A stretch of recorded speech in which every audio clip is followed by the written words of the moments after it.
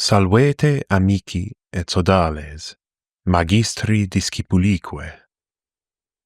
Qui hunc sermonem auditis, fortasse iam scitis verba occulta in libris veteribus latere. Sunt qui putant magicam, astrologiam, alchimiam, et mysticam philosophiam, tantum superstitiones esse. So mentis figmenta.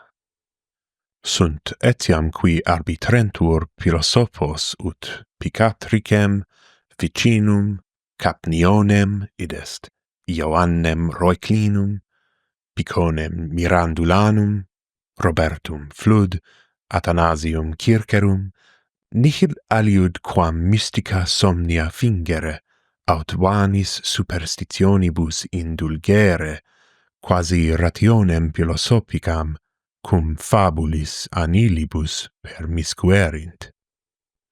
Sed hic inter verba Latina, inter scripta antiqua, inter vestigia memoriae obscuratae, aliquid aliud reperitur.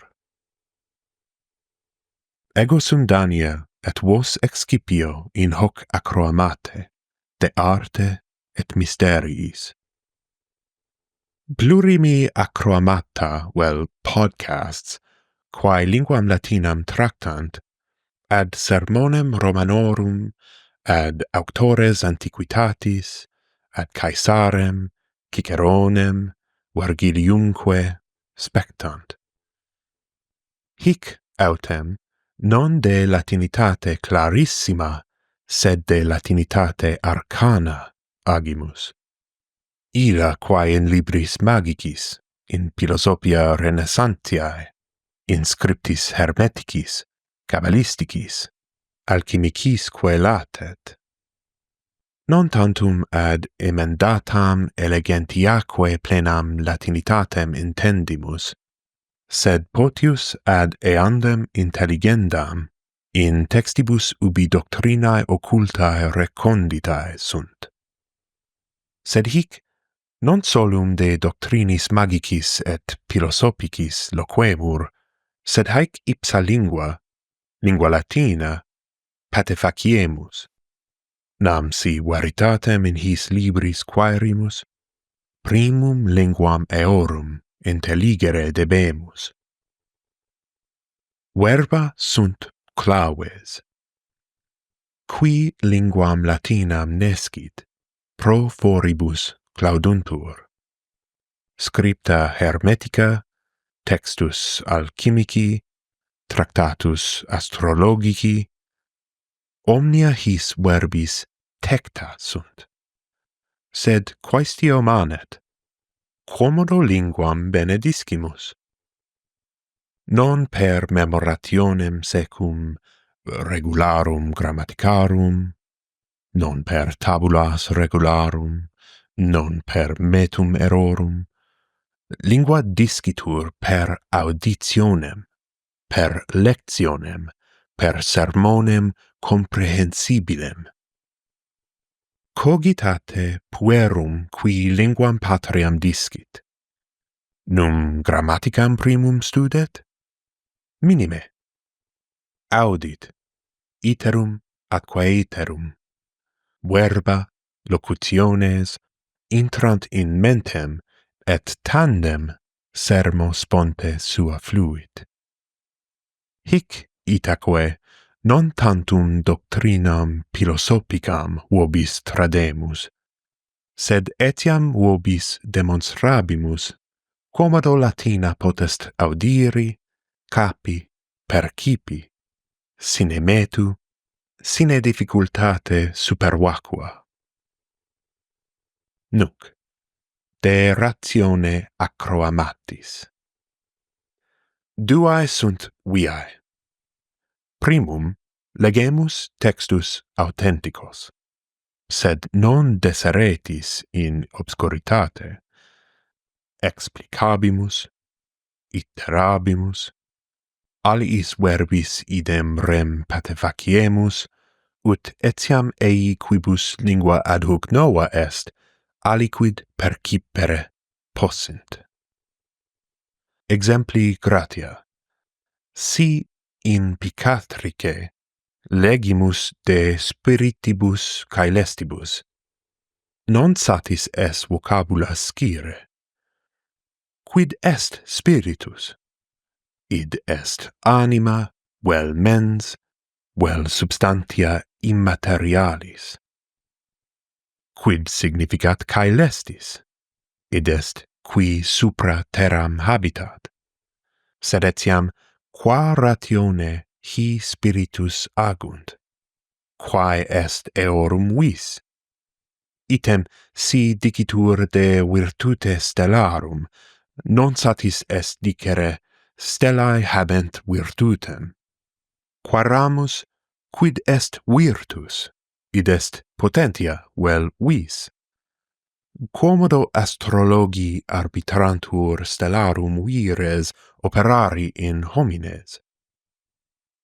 Alterum genus episodiorum non erit lectio, sed disputatio brevis et simplex de principiis artium occultarum. Quid est magia? Id est an ars daemonica? Id est goetia? An ars naturalis? Quid intersit inter astrologiam et alchimiam? Id est quomodo altera caelum scrutetur, altera metallum transmutet. Quid docet corpus hermeticum? Id est quae est eius theologia, quae eius imago mundi. Cur numeri, elementa et signa tam magnam vim habere dicuntur. Nunc, de utilitate huius acroamatis. Lingua est initium omnium artium. Si dicimus magiam esse artem, si Philosophia ipsa ars quaedam intelligendi vocari potest, nec esse est ut fundamentum omnium teneamus. Grammatica. Sed quid est grammatica?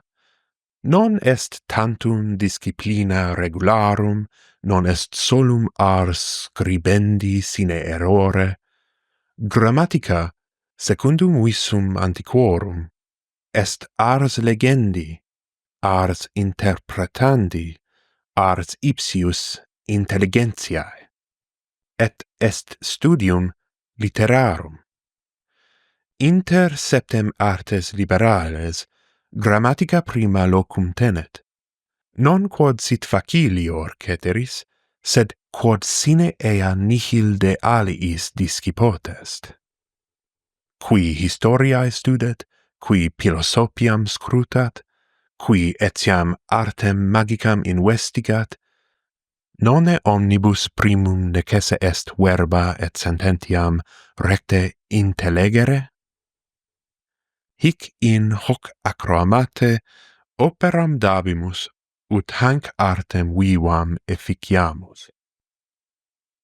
Si quis Latinam discere vult, multa invenit, colloquias de rebus quotidianis, lectiones ex Cicerone vel Virgilio, etiam fabelas pueriles, sed ubi sunt voces qui de doctrinis magicis, philosophicis et mysticis aperte et simpliciter locuntur? Qui de astrologia, de cabala, de theosophia disputant, sed ita ut etiam discipuli linguae Latinae eas intellegere possint. Non satis est Latinam legere, Latinam audire debemus. Hoc Acroama idoneum est iis qui linguam discere volunt, sed etiam iis qui altiora mysteria per eam scrutari student. Hic Acroama, quod per rete patebit, contribuet ad corpus Latinitatis vivae, adit ad numerum sermonum qui possunt audiri, et iis qui discere volunt facultatem praebet inveniendi aliquid novi. Multi sunt qui Latinam discere cupiunt, sed deficiunt. Cur? Quia si modo ex libris scriptis discunt, si numquam audire possunt, si numquam linguam sentiunt fluere, illa eis viva esse videri non potest. Hic igitur conamur materiam Latinam augere in rete mundi, quo plura acroamata extant, quo plures textus viva voce pronunciati sunt, eo facilius discipuli studiosi, philosophi, etiam magi et mystici possunt linguam capere. In antiquitate, magistris suis discipulis de sapientia loquebantur, sed non semper solo stilo scripto. Multo plus erat traditio oralis, ubi verba dicebantur, adiebantur, memoriae mandabantur. Hoc etiam nunc fieri potest. Hoc acroama non erit sermo qui in umbris bibliothecarum silet, nec lingua in cartis sepulta. Vox Latina iterum audibitur, non tantum tanquam reliquiae antiquitatis, sed ut instrumentum intellectus.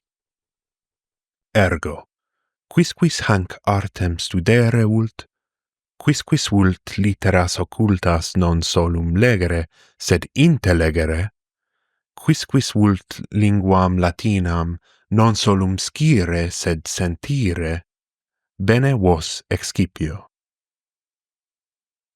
Hoc acroama breviter ac facile producere volo, ne in inertia incidam propter nimiam curam perfectionis. Si nimis de singulis rebus anxius sim, si unum quodque episodium tanquam magnum opus scribere velim, numquam edenda sint. Propositum meum non est rotam iterum fingere, sed Latinitatem exercere et augere in hoc speciali studii genere. Praebeo sermonem simplicem et clarum. Scio hunc laborem non multis gratum fore. Fortasse etiam aliquantum nocebit meo canali, quod plurimi homines huic generi studii non intererunt. Sed non ad vulgi placitum operam do. Si centum homines hac re iuare possum, centum discipuli qui Latinam in hac doctrina percipere cupiunt, tunc satis est, hoc erit mihi satis magnum praemium. Nunc de pronunciatione mea. In hac sermonis serie usus sum pronunciatione classica, sed cum sono quodam Gallico, quod ita linguam didici. Non id facio quod melius extimem quam pronunciationem ecclesiasticam, sed quod mihi familiarius est. Nihil hominus Latina quacunque voce vivere potest, et pronunciatio non magis valet, quam ipsa comprehensio. Tandem, nemini est Latina perfecta. Ego quoque quotidie discere conor, sicut in linguis meis maternis, Franco-Gallica et Anglica. Fortasse ero, fortasse interdum aliquid melius exprimi potuit, sed errare humanum est. Si peccatum est errare, maius tamen peccatum est, si ne loqui quidem audes. Nam nemo linguam exercitatione carentem meliorem facit. Ergo, si vos quoque linguam augere vultis, sitis tamquam alchimistae sermonis, nolite timere errare, nolite dubitare loqui. Conclusio.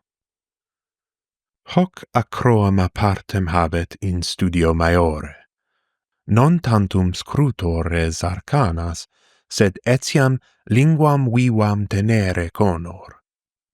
Lingua enim filum est, quo textus connectuntur, quo artes comprehenduntur, quo antiqui magistri cum praesentibus discipulis coniunguntur. Ergo sodales. Audito, legato, meditato, repetito. Hoc iter incipit. Mox de metallis et eorum mysteriis.